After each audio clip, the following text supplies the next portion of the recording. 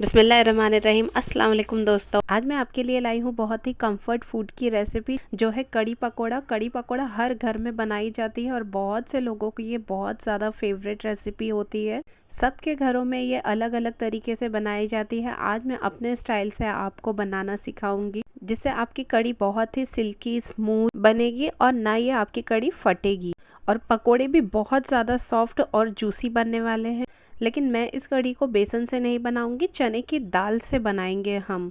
तो चलिए इस डिलीशियस से रेसिपी को बनाना शुरू करते हैं। तो कढ़ी पकोड़ा बनाने के लिए मैंने यहाँ पे भीगे हुए चने के दाल ले लिए हैं जिसका वज़न 250 ग्राम है। इसे मैंने भिगो कर रखा था 5-6 घंटा और ये बहुत अच्छी तरह से अभी फूल चुका है। अब इसे हमें ग्राइंड करना है, तो ग्राइंड करने के लिए हम इसे मिक्सी जार में डालेंगे और सिर्फ पाव ग्लास के करीब मैंने इसमें पानी डाला है, ज़्यादा पानी नहीं डालेंगे। और बेहद इसका फाइन स्मूथ पेस्ट हमें बनाना है, बिल्कुल इस तरह से। मोटा या दरदरा नहीं होना चाहिए इसका पेस्ट, बिल्कुल एकदम स्मूथ पेस्ट इसका बनाएंगे इस तरह से। और बहुत ज़्यादा पतला भी नहीं करना है हमें इसे। कढ़ी बनाने के लिए मैं यहाँ पे 1 लीटर छाछ का इस्तेमाल कर रही हूँ। आप चाहे तो पाव किलो दही भी ले सकते हो और जिस तरह से मैं अभी घोल बनाऊंगी तो आप दही के साथ इसका घोल बना सकते हैं। अब 1 लीटर छाछ के अंदर हम उसमें ऐड करेंगे 3/4 कप जो हमने पीस कर रखा है दाल, उसे ऐड करना है। टेबल स्पून का मेजरमेंट बताऊं तो 4 से 5 टेबल स्पून मैंने यहाँ पे पीसा हुआ दाल लिया है। और छाछ में हम इसे अब मिक्स कर लेंगे अच्छी तरह से। मिक्स कर लेने के बाद इसमें हम पानी ऐड करेंगे। मैं यहाँ पे 1.5 ग्लास पानी ऐड करूँगी। अच्छा खासा हमें यहाँ पे पतला घोल बनाना है क्योंकि कढ़ी जो है जितने ज़्यादा देर तक पकती है उसका टेस्ट ज़्यादा एनहेंस होता है और टेस्टी बनती है। इसलिए अभी मैं इसे यहाँ पे अच्छा खासा पतला बना रही हूँ घोल। तो चलिए अब स्टार्ट करते हैं कढ़ी पकाना। मैंने कढ़ाई में यहाँ पे सरसों का तेल डाला है, आप चाहे तो रिफाइंड ऑयल भी यूज़ कर सकते हैं। और उसमें आधा चम्मच मेथी दाना डाला है। और जैसे ही तेल गर्म हो जाए, मेथी कड़कने लगे, मैंने 2 मीडियम साइज़ के प्याज कटे हुए डाल दिए हैं। दोस्तों अगर आपको भी इस तरह से कढ़ी में प्याज अच्छे लगते हैं खाना तो आप डाल सकते हैं, वरना प्याज आप स्किप भी कर सकते हैं।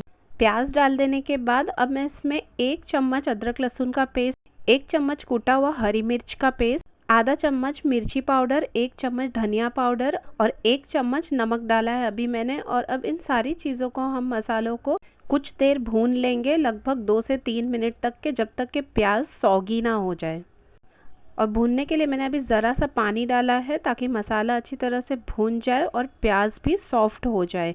2-3 मिनट लगेंगे प्याज को सॉफ्ट होने के लिए। 2-3 मिनट में प्याज देखिए अच्छी तरह से सॉफ्ट हो गया, मसाला भून चुका है। अब जो हमने घोल बनाकर रखा है कढ़ी का, उसे हम पूरा डाल देंगे मसाले में। अब इस घोल को हम थोड़ी देर तक के चलाते रहेंगे जब तक के इस घोल में उबाल ना आ जाए। मैंने फ्लेम मीडियम ही रखा है क्योंकि जब तक कि कढ़ी में उबाल ना आ जाए, थोड़ी देर या पक ना जाए, तो फटने का भी डर होता है। इसलिए जब तक कि कढ़ी में उबाल नहीं आ जाएगा, मैं चम्मच से इसे इस तरह से स्टर करती रहूँगी। और इस तरह से करने से कढ़ी जो है हमारी बहुत ही सिल्की और स्मूथ कढ़ी बनेगी। तो दोस्तों जब तक कि कढ़ी में उबाल नहीं आया, मैंने इसी तरह से इसे चम्मच से चलाते हुए इसे पकाया है। अब इसमें उबाल आ चुका है और अब इसे मीडियम फ्लेम में मैं छोड़ दूंगी पकने के लिए। कम से कम इसे 25 से 30 मिनट तक के इसे हम लो फ्लेम में इसी तरह से छोड़ देंगे पकाने के लिए। इससे कढ़ी जो है बहुत टेस्टी बनती है स्लो आंच में पकाने से। अब जब तक कढ़ी हमारी पक रही है तो हम पकोड़ा भी बना लेते हैं। तो बचे हुए जो दाल का पेस्ट था उसमें अब हम कुछ मसाले ऐड करेंगे। मैंने 1 चम्मच कूटा हुआ हरी मिर्च डाल दिया और 2 बारीक कटे हुए प्याज डाल दिए, थोड़े हरे धनिया डाल दिए हैं। और ये कूटा हुआ अक्खा धनिया, सूखी मिर्ची और अजवाइन का पाउडर बनाया मैंने इस तरह से दरदरा सा। तो 1.5 से 2 चम्मच ये भी हम मसाला इसमें ऐड कर लेंगे, इससे पकोड़े में बहुत अच्छी खुशबू आती है। आधा चम्मच मैंने नमक डाला है और 2 चुटकी बेकिंग सोडा ऐड कर दिया मैंने इसमें। अब इसमें अच्छी तरह से इस बैटर को हम मिक्स कर लेंगे सारे मसालों के साथ। उस वक्त मैं हींग डालना भूल गई थी, तो अभी मैंने इसमें आधा चम्मच के लगभग हींग डाल दिया है और मिक्स कर लिया वापस से बैटर को। कढ़ी भी हमारी माशाल्लाह से देखिए अच्छी तरह से बन रही है। अभी मैं पकोड़ा तलने के लिए कढ़ी को दूसरे गैस पर शिफ्ट कर लूँगी और पकोड़ा बनाने के लिए कढ़ाई में हम तेल गरम कर लेंगे और छोटा छोटा यहाँ पे हम पकोड़ों का बैटर डालेंगे तेल में। ज़्यादा बड़ा पकोड़ा नहीं बनाएंगे क्योंकि हमने इसमें सोडा भी डाला है, उससे पकोड़ा फूलकर बड़ा हो जाता है छोटा बैटर डालने से भी, इसीलिए मैंने छोटा छोटा ही बैटर यहाँ पे डाला है। और पकोड़े देखिए माशाल्लाह से यहाँ पे अच्छी तरह से फुल फुल के बन रहे हैं। जैसे ही एक साइड इसमें अच्छा सा लाइट कलर गोल्डन आ जाएगा तो इसका साइड चेंज करके हम दूसरे साइड भी इसे पका लेंगे। बहुत ज़्यादा हमें इसे डार्क ब्राउन कलर नहीं करना है, हल्का लाइट गोल्डन कलर में ही इसे हमें निकाल लेना है। तो पकोड़े देखिए हमारे कितने मज़े के बनकर यहाँ पे तैयार हो रहे हैं। इसी तरह से हम सारे ही पकोड़ों को फ्राई कर लेंगे। अब सारे पकोड़े फ्राई हो जाने के बाद हम इसे डाल देंगे कढ़ी में, जो काफ़ी देर से पक रही है। हमारी कढ़ी लगभग आधे घंटे से ऊपर हो चुका है कढ़ी को पकते हुए, और इसकी थिकनेस भी अभी अच्छी खासी गाढ़ी हो गई है। पकोड़ा डालने से पहले मैं इसमें 1 ग्लास और पानी ऐड कर रही हूँ, क्योंकि पकोड़ा डालते ही ये कढ़ी हमारी और गाढ़ी हो जाएगी। क्योंकि पकोड़ा जो है कढ़ी अपने अंदर एब्सॉर्ब कर लेता है, तो इसलिए पकोड़ा फूल जाएगा और कढ़ी और गाढ़ी हो जाएगी। इसीलिए कढ़ी हमें थोड़ी पतली ही रखनी है, ताकि जब हम पकोड़ा डालें तो जितनी कंसिस्टेंसी हमें चाहिए वो पकोड़ा डालने के बाद उस कंसिस्टेंसी पर आ जाए। यहाँ पे पानी की कंसिस्टेंसी जो है वो आप अपने टेस्ट के अकॉर्डिंग उसे एडजस्ट कर सकते हैं, आपको कितनी पतली कढ़ी चाहिए। पानी डालने के बाद जैसे ही कढ़ी में वापस उबाल आ गया तो फिर मैंने अभी सारे पकोड़े इसमें डाल दिए। और पकोड़े डालने के बाद हमें कढ़ी को ज़्यादा पकाना नहीं है। पकोड़े डालकर जैसे ही 1-2 उबाल आ जाए तो हम फ्लेम बंद कर देंगे, वरना पकोड़े जो है बहुत ज़्यादा सौगी हो जाएंगे।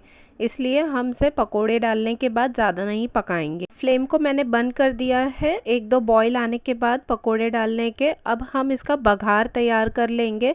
तो बघारने के लिए मैंने यहाँ पे सूखी मिर्ची, हरी मिर्ची ले लिए, कुछ कड़ी पत्ते ले लिए हैं, 1 चम्मच ज़ीरा और आधा चम्मच राई डाला है, और तेल और घी दोनों ही मैं यहाँ पे यूज़ कर रही हूँ। आप चाहे तो सिर्फ घी में भी बघार दे सकते हैं या तेल में भी बघार दे सकते हैं। और जैसे ही सारी चीज़ें अच्छी तरह से कड़कड़ा जाए, थोड़ा उसका कलर चेंज हो जाए, तो मैंने हींग डाल दिया था आधा चम्मच, और आधा चम्मच कश्मीरी लाल मिर्च पाउडर डालकर फ़ौरन ही हम कढ़ी के ऊपर ये सारा बघार डाल देंगे, और ऊपर से थोड़ा सा हरा धनिया गार्निशिंग के लिए डाल देंगे। तो इस तरह से हमारा कढ़ी पकोड़ा जो है रेडी हो चुका है। बहुत ही ज़बरदस्त और बहुत ज़्यादा डिलीशियस। गर्मियों के सीज़न में ये सब खाना तो सेहत के लिए बहुत ज़्यादा फ़ायदा है, बहुत जल्दी डाइजेस्ट भी हो जाता है, बॉडी भी हल्का फुल्का लगता है। तो इस तरह की चीज़ें गर्मियों में बनाकर खाइए और घर वालों को भी खिलाइए। और अगर मेरी रेसिपीज़ अच्छी लगती है आपको तो मेरे चैनल को लाइक, शेयर, सब्सक्राइब ज़रूर कर दीजिए। और मैंने तो इसे सर्व किया था ज़ीरा राइस के साथ, और कुछ पापड़ भी तले थे और मिर्ची के पकोड़े भी बना लिए थे।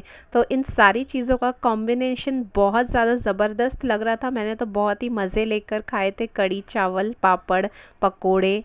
और पकोड़े भी देखिए हमारे काफ़ी सॉफ्ट बने हैं। तो आप भी इस रेसिपी को ट्राई करिए और इन्जॉय कीजिए। अब मैं चलती हूँ, अल्लाह हाफिज़।